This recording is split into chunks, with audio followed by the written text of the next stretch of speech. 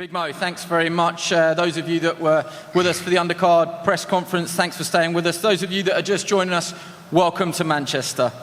Now on Saturday night, everybody gets the chance to run it back. Liam Smith and Chris Eubank Jr. will once again battle it out over 12 rounds or less at the AO Arena, Manchester.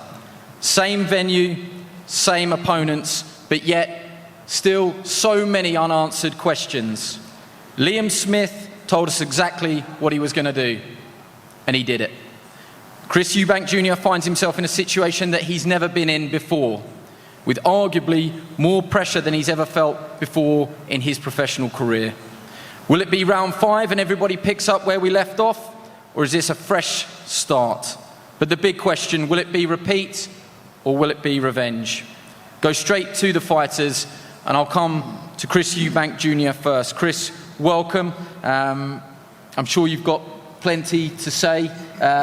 Do you agree with that sentiment that this is the first time that you've had to come back from a stoppage defeat? This is the first time that you've been involved in a rematch. Is this the most pressure that you felt, or maybe not felt, but the most pressure that you've been under in your professional career? I would agree with that statement. I've said that throughout the whole camp, and it's the truth. It is a new pressure that I have never had to deal with before. But I'm enjoying it. I'm enjoying the focus it's giving me. I'm enjoying the hardship that I'm having to go through mentally and physically to be able to execute the game plan on the night. It is a new pressure. It is a new risk I have now in front of me. I'm excited to go out there and see how I react when I have a man in front of me who has a win over me. Can I keep my emotions in check? Can I stick to what we've been practicing over the last 8 weeks? We're going to find out in a couple of days. May I ask you about the changes that you've made in camp, notably the man on your left shoulder, Brian McIntyre, but also changes in your structure. I think anybody that's ever filmed with you has always been told don't come before 3 o'clock in the afternoon. To hear that you were out 8 a.m., to hear that you've got a nutritionist and numerous changes in camp, how have you adjusted to that? Presumably a little bit of a shock to the system? Absolutely, but it's something that I relish. I relish a new challenge. I relish the chance to try different things. I was never a morning guy. I was always waking up in the afternoon, training in the afternoons and the evenings. Now I'm a morning guy. That's how Bomac and his team prepare. And I've been following their lead. Yes, I have a nutritionist now for the first time in my camp. I actually came in underweight for the last fight. We don't want to be doing that again. Just little things, small adjustments. When you come off of a loss, you can't keep everything the same. You have to make changes. You have to see where you slipped up, and you have to try and improve those areas where you were weakest. And that's what we've done. I think everybody's been glued to the brilliant build-up shoulder programming that's been out on Sky Sports. The gloves are off, behind the ropes, both episodes, off limits, all available to consume on our YouTube channel. In those, on more than one occasion, you described it as a miracle, what happened in the first fight, and you still maintain that you are the better fighter. Absolutely. What happened in the last fight was not supposed to happen. It was never, it was, even to Liam, he may not admit it, but he was not expecting the fight to finish how it finished. Nobody was. But again, it's not for me to say, I have to prove that I am the better fighter. Me saying it, me believing it is not enough. And again, if he pulls it off again, if he does what he did in the first fight, in this fight, I can't argue with anybody. I can't argue with him. I can't argue with the boxing public. He will be the better fighter, and that'll be it.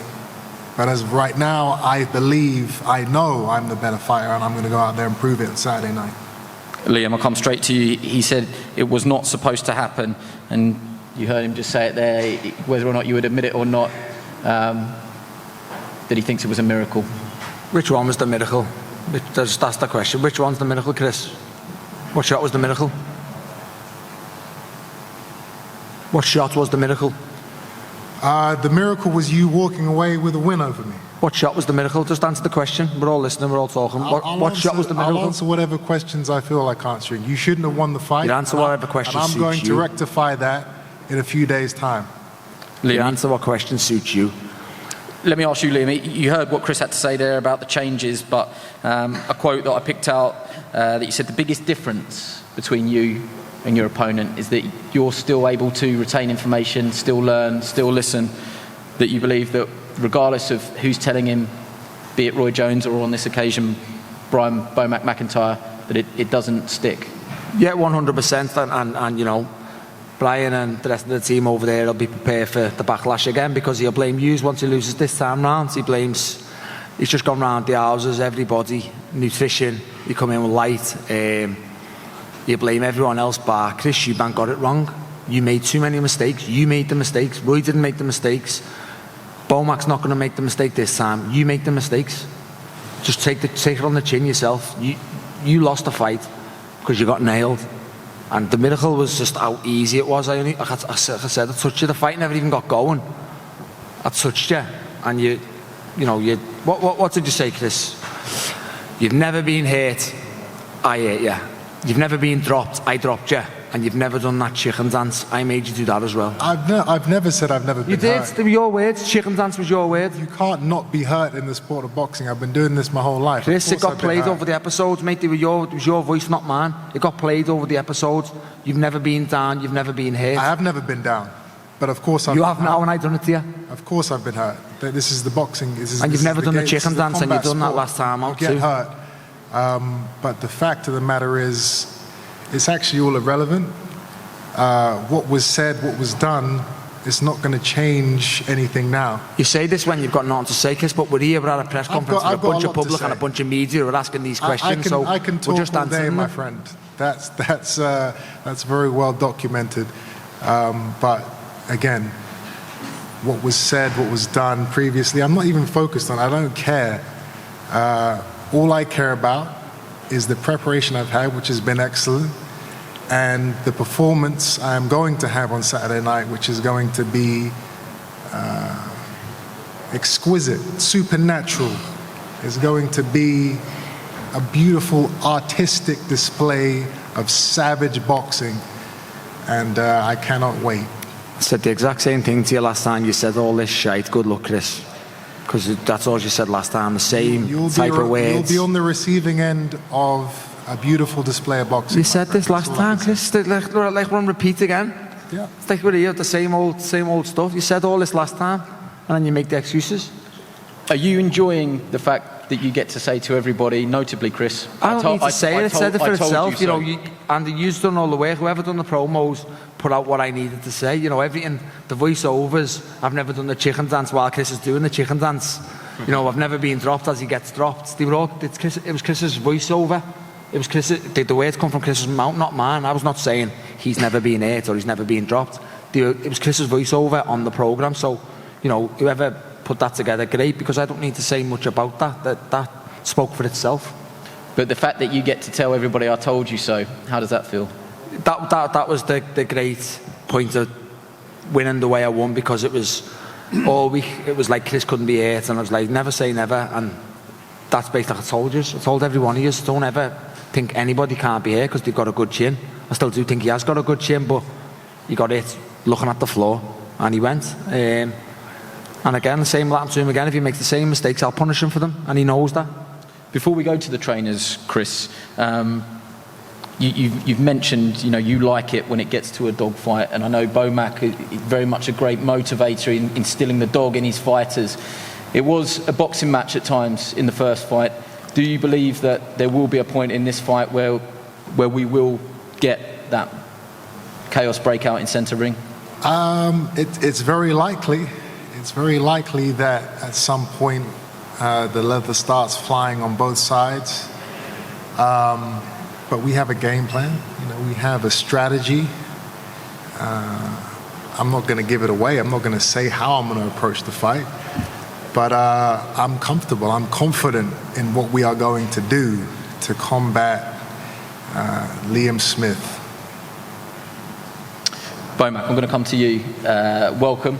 There's a lot of changes in the team, and you probably are the biggest one yourself, and Coach Red and Isao, Diguez, the team that you've got out there, straight off the back of one of the great wins in our era of Terence Crawford over Errol Spence. So congratulations for that and to the whole team. But specifically on this fight, what have you tried to instill in Chris Eubank Jr. in what is, relative speaking, a short amount of time? Well, all the things that, a trainer wants to bring to a fighter to get him to that next level, I will say Chris already got it in him. So it just take me and my team to touch a few points just to remind him of things that he already knows. It's real simple. A lot of people have criticised Chris in the past and said he just doesn't listen. It doesn't matter who's training him, he doesn't listen. From your experience out there in Vegas, you had a good student there that was willing to listen?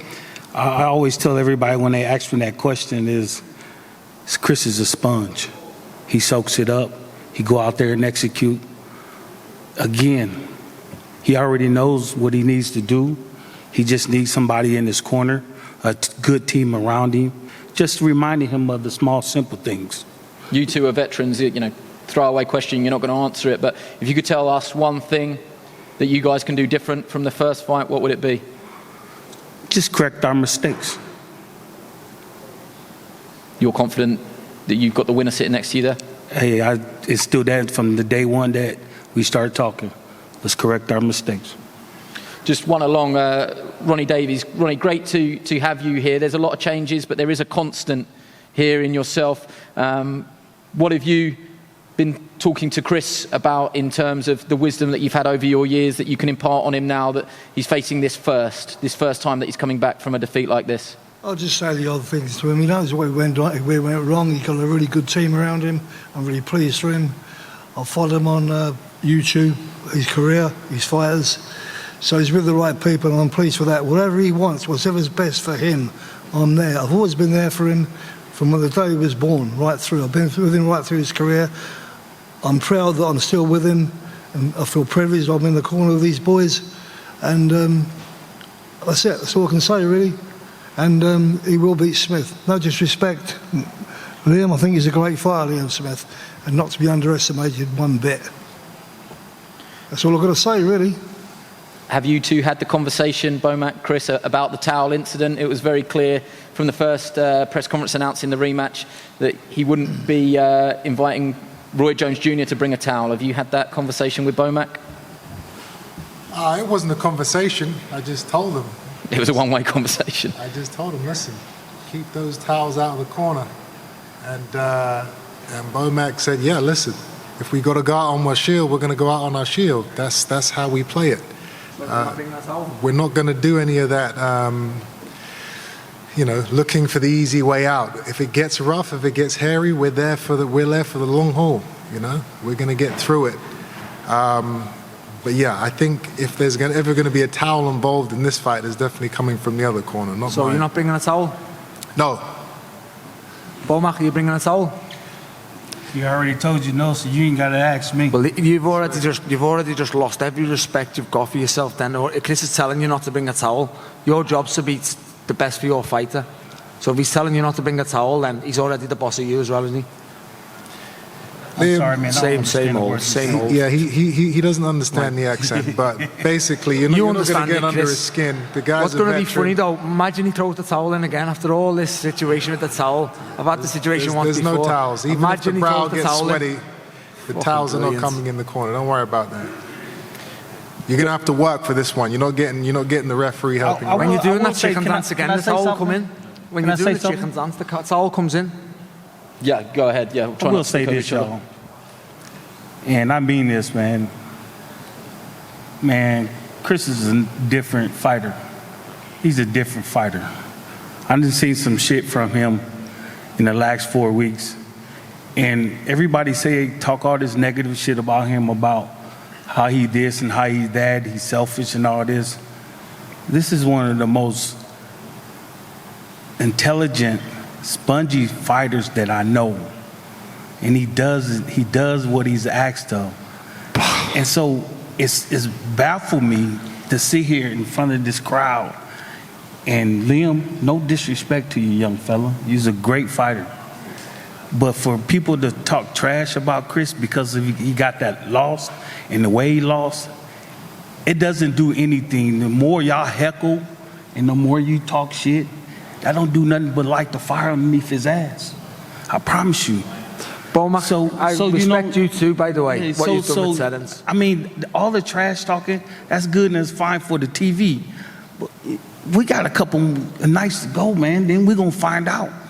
We're really going to find out who Chris is. And You're what Chris trying to gonna convince the British public who have seen Chris for how many years over a 4 or 5 week period, and you've just said something that everybody smirked at. Like you class Chris as an intelligent fighter. That's one thing Chris is not.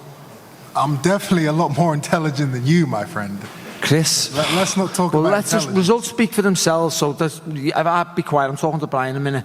But you're trying to convince people that you're intelligent. I'm not trying to convince anybody of anything. You've been on every one thing that's never come with you. You've been fit. You've been durable. You've been whatever it may be, an engine. You've never been classed as intelligent in your whole career. Bomac's been with you 5 weeks and he's trying to convince us you're intelligent. You have one form of fighting. I have many. So if we're going to talk about intelligence, you're not. There's no competition. Can I bring in Joe McNally down the end there? Joe, you don't often have too much to say, and if you can correct me if I'm wrong here, but in terms of everybody at this top table, I wonder if you perhaps have had the easier of the jobs, that you sit there with the victor on your shoulder. You did, as a team, your job first time round. Have you had to change anything this time round, or is it more of the same? Yeah, Andy, it's for me with Liam, is not changing nothing. It's making him the best version of himself. And we took a few things away from the first fight that we didn't expect. But look, for the public and the fight, the way it played out, people can say what they want, but Chris danced to Liam's tune from the first bell. He had a little bit of success with a couple of uppercuts, but that was basically it, really. He never got out of second gear. He transitioned through the gears in round 4, put Chris where he wanted him, and finished the job. That's the top and bottom of it, really. Liam's very, very, very intelligent. Chris is a fantastic fighter, a very good athlete, and right now he's wounded. He's a wounded animal, and he needs this, and he wants it, because where does he go if he loses? But look, if Liam lost, he'd won a trilogy.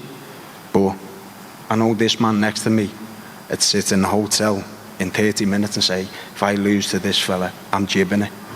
And that's the difference, and I just think that Chris was dangerous the first fight, and he's dangerous, just as dangerous, if not more, this one. And it's one that Liam's prepared for. Yeah, a wounded animal is a dangerous animal. Just quickly, you'll be hell-bent on repeat, but do you think the method of victory will be repeat? You think that Liam will stop Chris this time round again? It doesn't matter to me. Stoppage, points victory. It's just a Liam Smith win all day, I'm truly confident, more so they can say he's got, Bo Mack, Terence Crawford trainer, they've teamed up, but what can really change in 4 weeks? Rui walked away from the job 4 weeks out, and I don't think you can get a bond with a fighter in 4 weeks' time. If the biggest asset that they've changed for the camp is getting up at 8:30 in the morning instead of training, they're in for a long night, and that's my opinion. Let's bring in the two promoters. Ben, I'll come to you first. It's probably Callum's fault that we're here, isn't it, with the rematch clause that we spent so much time talking about, that everybody told us not to talk about. But here we are again. How do you reflect on that first fight and your thoughts and emotions coming into this second one? Yeah, it was an incredible night. It's become a rivalry that's been the most talked about in British boxing this year, as you say. Thanks to Calla activating the rematch back in February now. The story has rumbled on and on since then. So many question marks, so many things been said. But what we have here is a fight for British boxing. We have two of the greatest athletes that we have in this sport, and they're going head to head, and there's so much on the line. And I want to thank Wasserman, I want to thank Sky Sports, because everyone's had a huge amount of commitment to this fight. I know Liam's had to work incredibly hard over the past few months to be fit. I know Chris Eubank Jr. has been hell-bent on this fight since January, and here we are, and all the answers are going to be answered. Calla, thank you for breaking away from what is a really busy week for you as well, because you've got a fight on Friday night that you're juggling as well. But how have you viewed this from Team Eubank's stance, and what has Chris been like to deal with what is a first in his career? I think first of all, you know, it's a blockbuster, a British blockbuster in a year where there aren't too many British blockbusters. It's the British fight of the year. Yes, that clause is always an insurance policy. In this case, it's an insurance policy against the punch that came from the gods. But at the end, let's all be happy. We've got a great fight on. It's a fantastic fight. We've heard about questions to Junior about where he is and where he's at and this, that and the other. What about the question to Liam? Like, he wasn't expecting that. Where's it going to continue from now? Is the fourth round going to lead to the fifth and the first rounds? I think it's no. I'm saying that as a compliment. I think it's fantastic. The angles you can look at it. If you're for Eubank, if you're for Smith, it's fascinating. It's what boxing needs. It's great. Let's not bury any bones about it. This year hasn't been a good year for those sort of fights. So hey, I'm just delighted we got a fantastic fight Saturday night. My man's going to do the business, but good luck to everyone. Thank you very much. And with that, will you predict a trilogy? Sorry. It's that rematch clause. You make me work for that, Ben. You made me work for that. I'm running around, people accusing me of trying to do other fights, this, that, and the other. This was the fight we wanted. This was the fight he wouldn't let me do. I've got text messages from him effing and blinding at me. He doesn't really eff and blind much, but he said to me, that's the fight I want in the locker room. There's no talk about other fights, all that, sorry, I'm not allowed to swear now, but all that rubbish going about other fights. This was the fight in the locker room. He told me, that's the fight, go and make it. Never been another fight. We signed to a fight back a few months ago. We were put through a few hoops and rings, and here we are. We had other options, yeah. We didn't go anywhere, no. We knuckled down. Credit to Ben for persevering with it. Credit for Liam for getting his back into gear. Show me them messages in a minute. You're going to show me them messages? I'll show you which messages. I can show you a few messages. I can show you messages between me and Ben as well. I want that rematch. Calla, you tried to make the Conor Ben fight, yeah or no?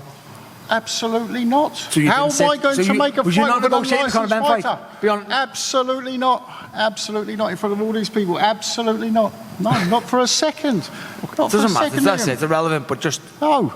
If Conor Ben would have been licensed, would we have looked at it? Of course, but the fight. Conor Ben got cleared. Was the before Conor Ben 100 How am I supposed to get a fight on with someone who hasn't got a license? That's what I said. Yeah, if Conor Ben got cleared, you would have fought Conor Ben. People might have said it. 100%. Ben, did I ever tell you that we were out? Ever? You didn't tell me. Have you got loads of messages from me saying, when are we getting this fight on?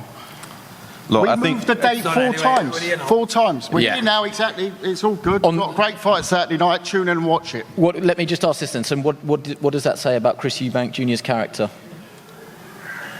I think you'll see what... it's easy to talk it, but I saw him in Vegas recently, and what struck me was, you always see these Instagram pictures of him with superstars and partying in Vegas. I don't know when he actually films these and puts them out. But he was alone. He seemed not in a lonely place, but he was out in Vegas, and I said to him, he's 47 degrees. You all right in camp over here? He said, yeah, I like it. In and out the gyms there. He's actually, just take away all the Instagram famousness, it's actually he's a proper fighter. He's a fighter that you see in all walks of boxing life. Different. Liam's from a fighting family as well, and but he's different. But he's so into that gym training, Vegas, the whole thing. It's so he took himself off. He had a camp the first time. I think was a mistake in Brighton, but at the same time, mistakes you only know afterwards. You learn from them. He's brought on Bo, mate. It's the first time in a big fight he's going to have You know, talk about people saying, oh, he's brought in Bomac, what's he going to do, like 4 weeks notice? What are you going to do? At his stage of his career, what are you going to find a trainer and teach him boxing again, come back in 3 years' time? No. Bomac's there to give him that professional setup of a team going into a big fight, which he's never had before in his career. Rui never give him that? He's never done that before. Rui never give him professionalism. So you give him throughout his career, he's had Senior, he's had Roy. But those are people. You're a boxer, man. I don't need to tell you. There's a difference between a team and a person coming over. I'm not a trainer. I'm just saying he's always had those personas in the corner. Which one? Roy Jones Jr. is the ultimate professional. And you're one of my absolute favourites. He's a good friend. He's a great trainer. But there's a difference between a team and a trainer. Just my opinion. Opinions are, you know. But ultimately, yeah, it's a win, isn't it? It's a win. As I said, we'll see Saturday night. Yeah, let's give the final word to both fighters. This is your opportunity. Anything that you haven't said that you want to say it now. Chris, anything that you want to add? The talking is done. The hard work is done. We're here. We're ready. We're on weight. Yeah, I'm confident. I'm ready to go. And Liam, the final word to you. Repeat. Same again. Brilliant. Well, thank you very much. I think one or two curse words slipped in there below the belt, but apologies for anybody that was offended. It is fight week, just to give it a little bit of context. Wait around. We're going to have a head-to-head here, and then I think fighters will be available for one-on-ones. Remember, Sky Sports box office on Saturday night, and the weigh-in here tomorrow.